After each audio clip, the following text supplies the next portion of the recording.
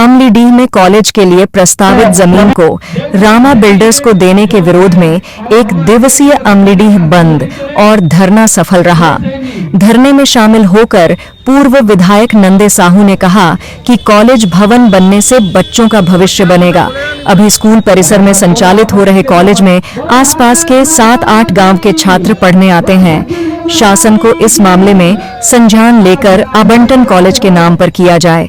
वहीं पूर्व पार्षद लीलाधार चंद्राकर ने कहा कि जिस तरह से कॉलेज के जमीन को रामा बिल्डकान को देने का खेल आचार संहिता के दौरान हुआ है, इसमें शामिल अधिकारियों पर भी कार्यवाही की जानी चाहिए, उसके खिलाफ भी शिकायत की जाए। हमारे ग्राम अमलीडीह में एक दिवसीय सरकार की मुख्य कारण ये है, गाँव वाले जा रहे हैं।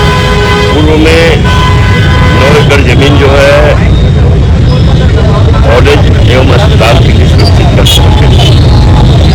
बस कुछ दिन पहले जानकारी हुआ कि जमीन जो है किसी बिल्डर के नाम पर आवंटन हो रहा है। गाँव वालों का विरोध है कि जिस उद्देश्य से हम जमीन रखे कॉलेज के नाम से अस्पताल के नाम से, तो वहाँ पर कॉलेज ही बनना चाहिए, जनहित में काम होना चाहिए, अस्पताल बनना चाहिए और कोई जनहित का और कोई अन्य काम है उसका उपयोग में होना चाहिए। और शासन प्रशासन के द्वारा इस प्रकार से बिना गांव वालों को पूछे अगर किसी के नाम पे आवंटन हो रहा है तो ये उचित नहीं है।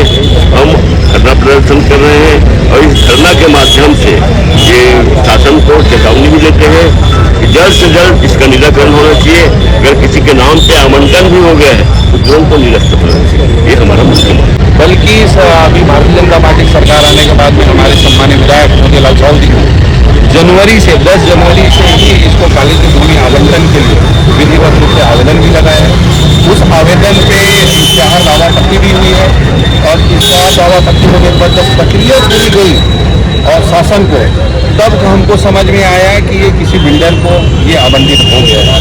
इससे पहले न किसी ने ये जो बिल्डर को जो आवंटन जो किया गया है, पूर्व शासन काल में एक प्रतिवेदन था, जिस प्रतिवेदन के आधार में जो आचार संहिता लगी हुई थी, उस प्रतिवेदन के आधार पे वर्तमान में ये आवंटन की प्रक्रिया पूरी हुई है। जबकि आचार संहिता में ये है कि किसी प्रकार की कोई आवंटन की कार्रवाई नहीं होनी थी, लेकिन आचार संहिता के दौरान यह कार्रवाई हुई है।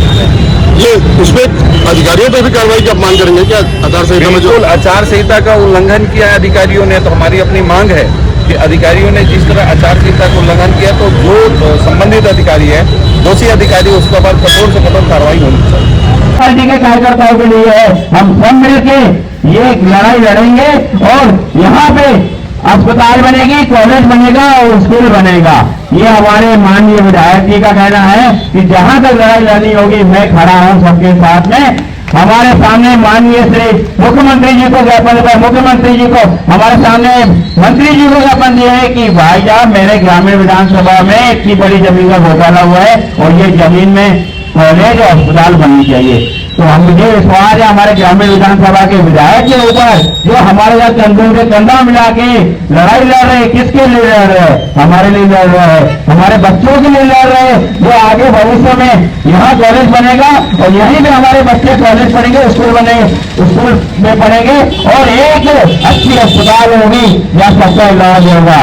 तो हमारे माननीय विधायक जी का मैं बहुत सम्मान करता हूँ कि हमारे साथ में खड़े हुए हैं, ग्रामीण विधानसभा की जनता के साथ खड़े हुए हैं और जहां तक लड़ाई लड़नी है वो हमारे विधायक जी लड़ेंगे और विधायक जी के साथ में हम सबको मिलकर, सभी कार्यकर्ताओं को मिलकर लड़ाई लड़नी है।